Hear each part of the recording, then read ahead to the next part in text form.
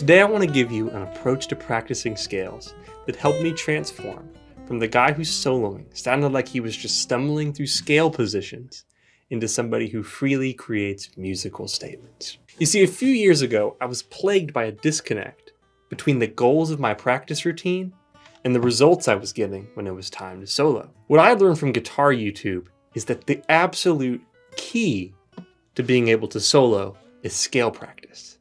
That you must know your major scale modes and your pentatonic scale inside and out all over the fretboard. No option. So I would practice this religiously, but I kept getting the same outcome. When I was practicing in my bedroom with a click track, I could play my scales all up and down the neck effortlessly. But when it was time to solo, and I was playing with a real band, I could barely even get one musical idea out confidently. Things started to change for me when I had two realizations. First, let's not think about scales as a group of good or appropriate notes for a given key. Instead, we're going to think about scales as a means for linking chord tones melodically. And second, and the main thesis for this video, is scale practice must be ear focused. That is, we need to practice hearing how we can mobilize the contents of a scale to connect chord tones melodically. So while it may be beneficial to think about scales as shapes and patterns that we can move around through keys or up and down the neck, ultimately, we need to be able to hear how scales can link chord tones melodically. So as a result, it's going to do us little good if we just ascend through scales like this. Not to mention, when you play a scale like this,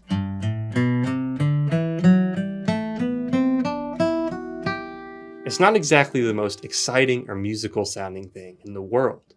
Instead, what we have to do is we have to think about harmony. We have to create a rhythm or a groove, and we have to set an intention for what we want our music to sound like, right? Our scale practice should sound something more like this.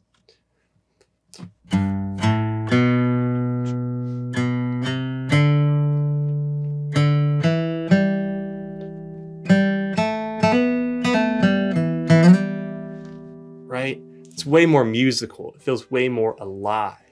And actually, it's helping you more when you practice it because you're activating your faculties. You're feeling a rhythm. You're intending on a melody. You're really paying attention and involved with and connected to what you're playing. Now, I know this may seem a little bit esoteric. All this talk about harmony and rhythm and emotion and passion and all that's supposed to be squeezed into our scale practice. But I promise you, as long as you know your major scale, just 1, 2, 3, 4, 5, 6, 7, 1, and you can count eighth notes, 1 and 2 and 3 and 4 and, then this lesson is for you. In fact, the less you know about scales and scale shapes, I think the more this lesson can save you from years of squandered practice time. So we're going to start by playing a G major chord.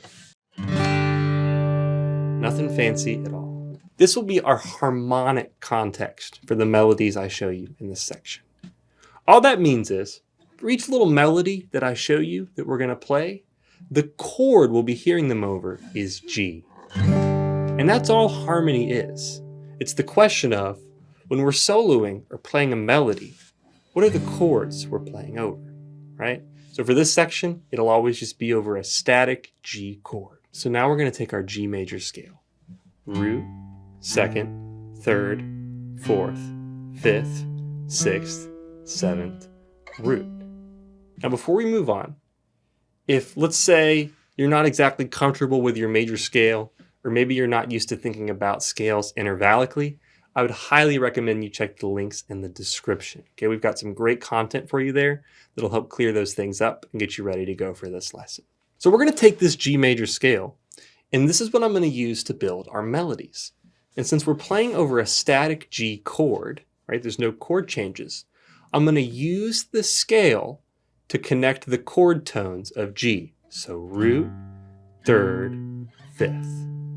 All right, so let me show you our first melody. It's going to go something like this. Root, second, third, third, fourth, fifth, fifth, sixth, root, root, second, third, third, fourth, fifth, fifth, sixth, root, root, second, third, second, root. Okay, so that's going to be our melody. Now already we've got harmony and melody covered.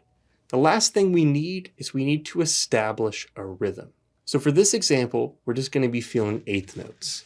And all that means is if our pulse or beat is 1, 2, 3, 4, then we're going to be feeling 1 and 2 and 3 and 4 and. So essentially we're taking each beat and we're dividing it in two.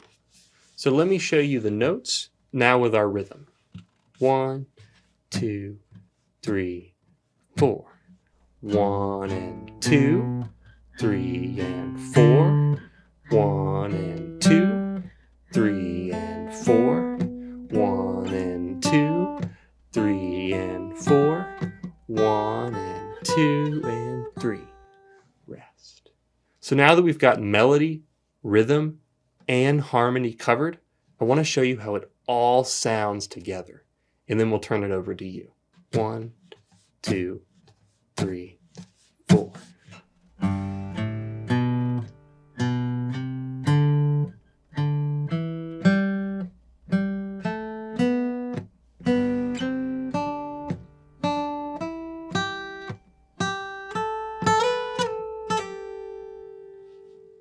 Now it's your turn. I'll count you in. I'll play the chord. I just want you to focus on playing that melody. Maybe get it under your fingers. Here we go. 1, 2, 3, 4.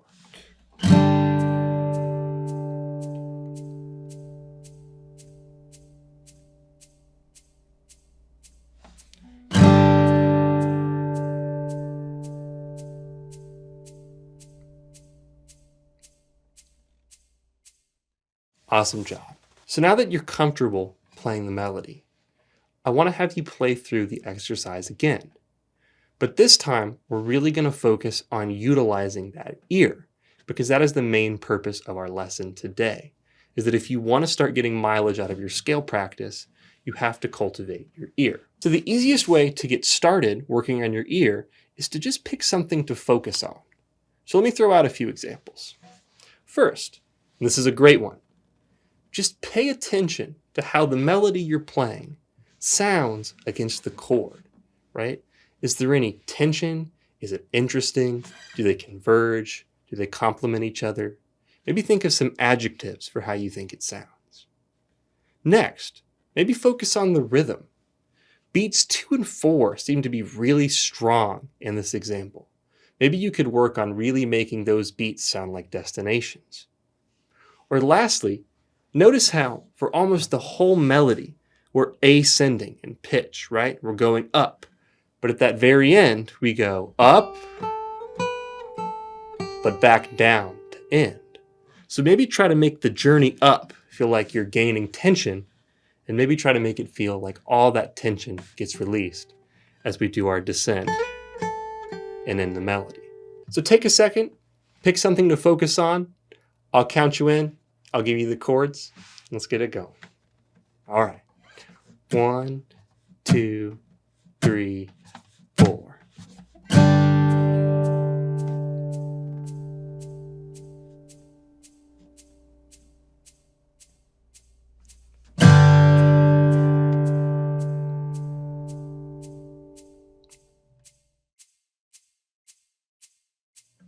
Great job. So now, to level up a little bit, we're going to use the same scale, the same notes for our melody, and we're even going to play over the same chord. But what I'm going to change on you is the rhythm. So just a reminder, the notes for my melody are root, second, third, third, fourth, fifth, fifth, sixth, root, root, second, third, third, fourth, fifth, fifth, sixth, root, root, second, third, second, root. But this time, here's our new rhythm. 1, 2, 3, 4.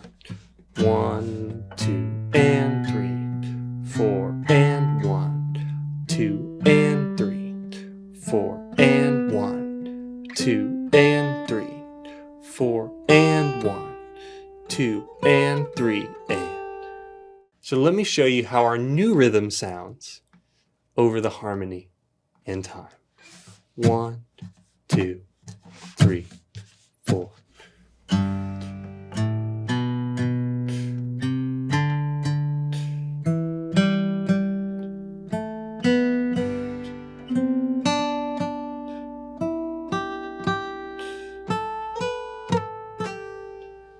Okay, now it's your turn.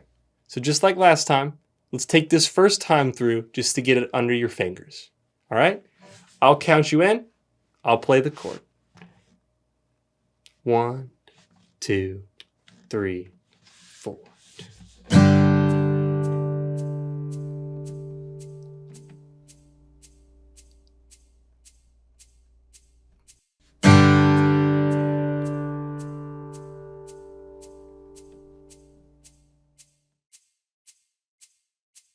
Perfect. Now this time, I want you to pay attention to that and, because that is the crux of this whole example. That's what makes it sound alive. So when we play through it again, I really want you to emphasize that and. Now you have to stay locked into the groove, you have to stay in time, but really try to put a little extra something when you play that and. So 1, 2, and 3, 4, and 1, 2, and on and on. That's what I want you to work on this time. All right, here we go. 1, 2, 3, 4.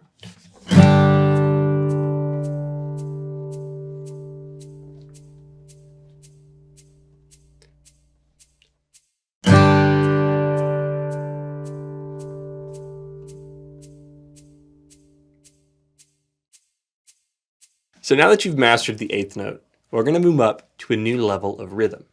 We're going to start thinking about 16th note grooves. So all that means is, if our pulse is 1, 2, 3, 4, then we're going to be feeling 1E and a 2E and a 3E and a 4E and a. So essentially, instead of dividing each beat into 2 equal parts, like we did with the 8th note, the 16th note divides each beat into 4 equal parts. And you count those parts as 1, E, and A. So let me show you our first 16th note rhythm. It's going to go like this. 1, 2, 3, 4. 1 E and a 2 B and a 3, the 4 and a 1, a 2 and a 3, a 4 and a 1, a 2 and a 3, a 4 E and a 1 and a 2 E and a 3 and a. A little bit trickier this time, but it's worth it. To me, it's starting to feel like it has a little bit more life and a little bit more movement than some of our previous examples. So let me show you how this groove sounds in context over the harmony, and then we'll let you take a shot at it. 1, 2, 3, 4.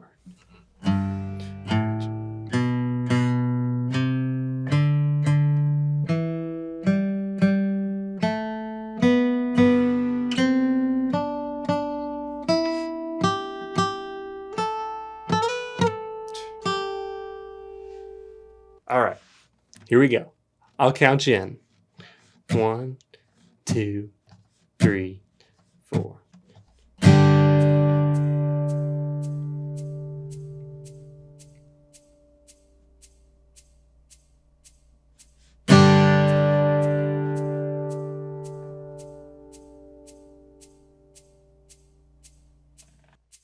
Perfect. So it's time for us to take something fairly obvious into account.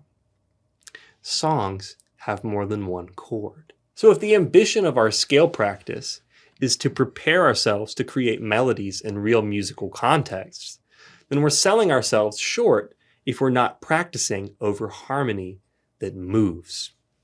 So here's how we're going to do it. We're going to start just like we did before with a G major chord.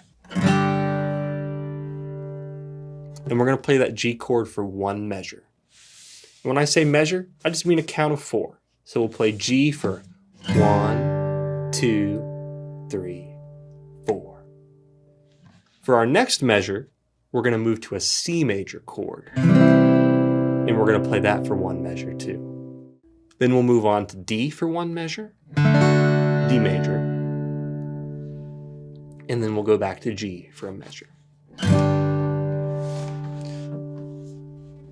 So our chord progression totals 4 measures, and it sounds like this. 1, 2, 3, 4.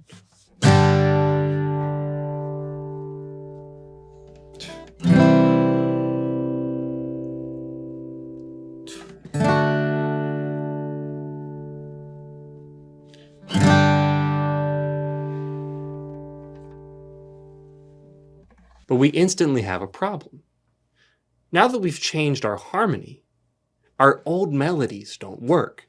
They have to be refashioned. I would highly encourage you to try it for yourself. Take any of the examples I gave you earlier in the video and play them over that chord progression I just gave you. I think you'll notice that they sound confused or lost or maybe a little bit out of place. So we have to go in and create a melody that complements the harmony. Now, the easiest way to do this, and it's not the only way, and it's not the right way, it's just one way, is that when we move to a new chord, we're going to make sure that our melody contains the notes of the chord we're over. So when I move to a C chord, I'm going to make sure my melody contains either C, E, or G, the 4th, 6th, and 1st degree of the G major scale. When I go to D, I'll make sure my melody contains either the 5th, 7th, or 2nd degree of the G major scale, because those notes make up a D chord. So let me show you our new melody. It's going to start just like our first example. Our rhythm's going to be 1 and 2, 3 and 4, and it's going to start with the same scale pattern that you're used to. 1 and 2, 3 and 4. When we get to measure 2, we got to do something different because we're moving to that C chord. So once we get to this note here, I'm going to drop us down to this note right here, this C. So it's going to go root, 2nd, 3rd, 3rd, 4th, 5th. Then we're going to go 4, 5, 6, 6, 7, 1. And that'll take us through the C chord. And I think what you'll instantly notice is that now we're playing a melody that complements the harmony we're playing over. It's almost like the melody and the harmony, they're on the same journey, at the same road. So let me show you the rest of this. So we've got our C chord, 4, 5, 6, 6, 7, 1. And then now that we're onto the D chord, we're going to go 7, 1, 2, 2, 3, 4. That's going to have a lot of tension. And then we'll finish it going 3, 2, 1, and we'll be done. So just to be clear, when I was walking you through that example, I was just telling you the interval of the G major scale we were on. So when I said 4, 5, 6, or 7, 1, 2, none of that had anything to do with rhythm. I was just telling you where you were at in the scale, because that helps us tell where we are relative to our home base, just like a G chord, and then the chord we're currently over, whether it be a C or D or something else. Tangent aside, let me show you how it all sounds in context. Our new melody, our new harmony, and a rhythm we've used before. 1, 2, 3, 4.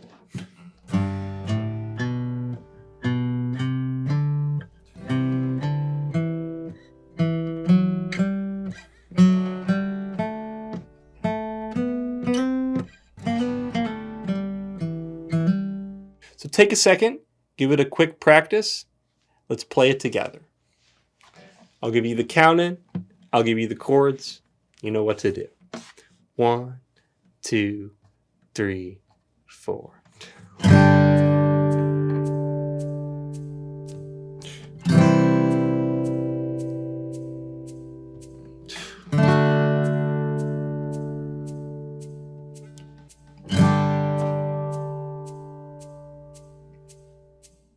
Perfect.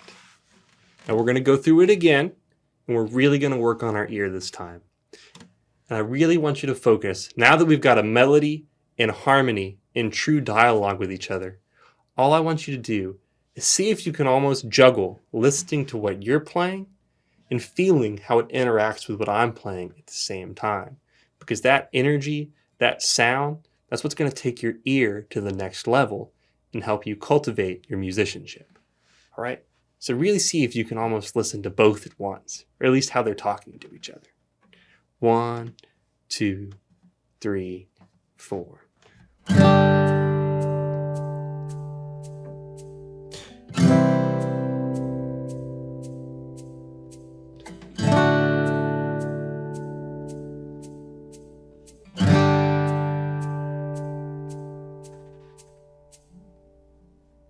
Just like that. So we now have a baseline understanding of how we can use scales as tools that move us through harmony in time. Even better, we're starting to hear how this happens, right? We're focusing on our ear. But we're still falling short of full-fledged musicality. And that's because there's one thing we haven't done. We haven't set an intention for how we want our music to sound or feel. And this is the final step that's going to really help you get some serious gains and growth out of your scale practice. So I've created a short passage, an etude, if you will, centered around the ideas we've worked on in this video. We're going to go over it very quickly, and then we're going to interpret it together. And we're going to figure out, how do we want to play this? How does it make us feel? And that's going to let us come into the music with a strong idea, a clear sense of how we want it to sound. So the tabs and notation for this are going to be in the description. Since we're already at a lengthy video, I'm not going to go in and show you note for note. It's not the most sophisticated piece of music you'll ever see.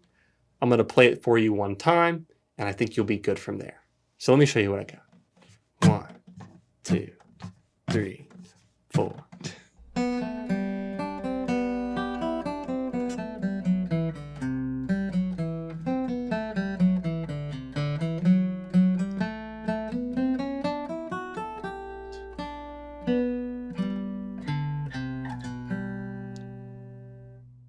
So the first thing we're going to think about is the harmony.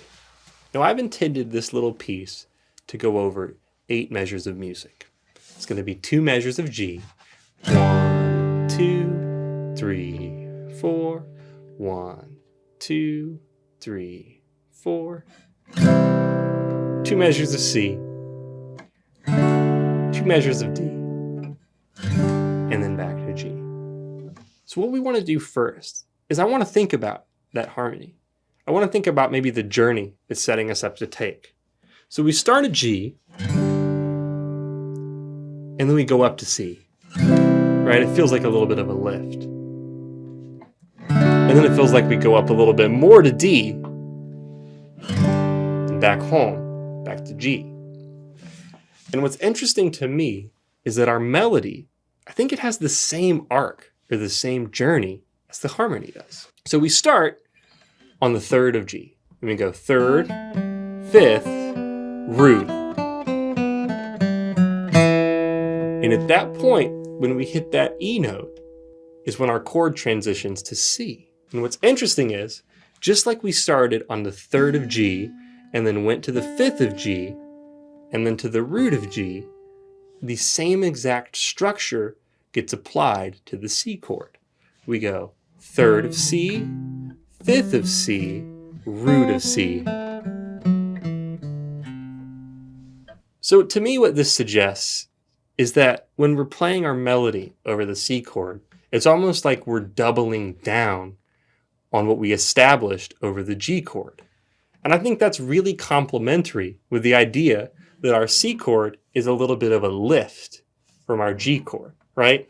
It's almost like we can establish our idea over the G, and then we can just double down or up the ante a little bit when we play over the C. And that works because we're getting a little bit of a lift from the chord, just a little bit more energy. So now let's think about when we go to the D chord, right? So we've done our walk down, and it's on that D note that our harmony transitions to D. Now notice, instantly we've got a contrast with what our melody has been up to this point. We're not starting on the third of D. We're starting on the root, right? So we've got something a little bit divergent from what we've done before. And we go root, second, third, third, fourth, fifth of D, fifth, sixth, seventh. And on that 7, it's like we're maximum tension. And I think that's for 2 reasons. The first is that when you play the 7th on that D chord in the key of G, that sound has a lot of tension. It really wants to go back to G, right? It's a very common kind of resolution. But on top of that, it's contrasting. We haven't played the 7th of any of our other chords while they've been transpiring. So this is a new interval. It's a fresh sound. And even further, we go through that 7th, back to the root again, and keep climbing. So we've got so much tension and energy over this D chord, and I think it works again because that D is just another lift from that C. So what I'm thinking is, when we get to that D chord, we're going to ramp up that energy just a little bit more. And since we know our maximum tension is maybe when we go over that D chord, we really want to make sure we drive that home and make it feel like it's the top. Because what comes after that is like a little cool off over the G chord, right? It's almost kind of like a victory lap. It's like we're taking that wave we got from the lift of D and we're just kind of riding it until we settle back down. So you may condemn this as artsy or flowery, or you might just say it's a wrong interpretation. But the key is, when you go through and you start to reflect on your music and maybe what it means to you or what it feels like, you inform yourself on how you're going to play it. So when I go in to play this Etude again, now I've got a whole list of ideas for how I can make this piece of music work. Again, there's no right and wrong or clear boundaries here. This is an idea. This is an interpretation. It could be effective. It could not be. But this is the whole point of working your ear. Ultimately, as a musician, as an artist, it's on you to have a strong opinion about what you feel might be good in the moment. So let me play through this piece with my interpretation, where at each point in the lift, I up that energy just a little bit, and then we kind of have a cool down at the end. Let me give it a shot. 1, 2, 3, 4.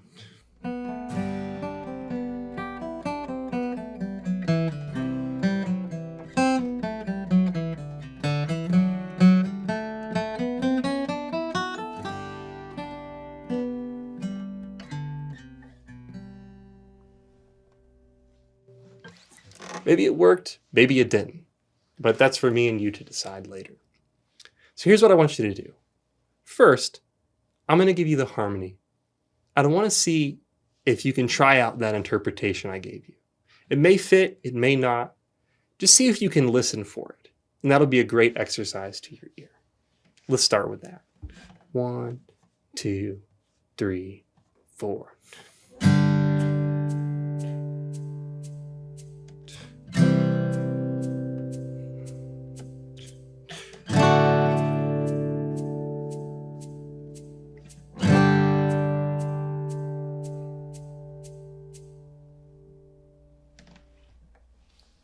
So the last step in this process is for you to come up with your own interpretation and then give it a shot and see how it feels.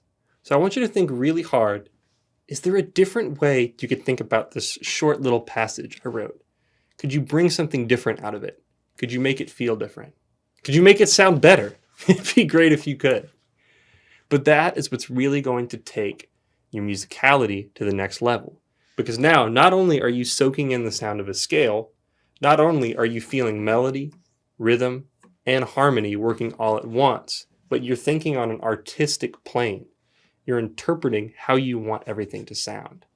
And that is the headspace you want to have when you're playing music, or for the topic of this video, even when you're just practicing by yourself. So I want you to take a moment to appreciate just how far we've come in this short amount of time.